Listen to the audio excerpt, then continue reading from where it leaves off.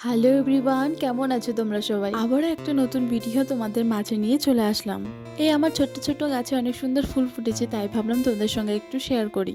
আর এদিকে জানো তো, নিচে আমি কাজ করছিলাম, ছাদের উপর দেখি দুবদাব আওয়াজ হচ্ছে।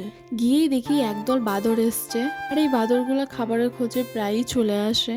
আর এই বাদরগুলো দেখে আমাদের বাড়ির বিড়ালগুলো প্রচুর ভয় পেয়ে গেছিল, ওই জন্য ওরা লাফালাফি করছিল।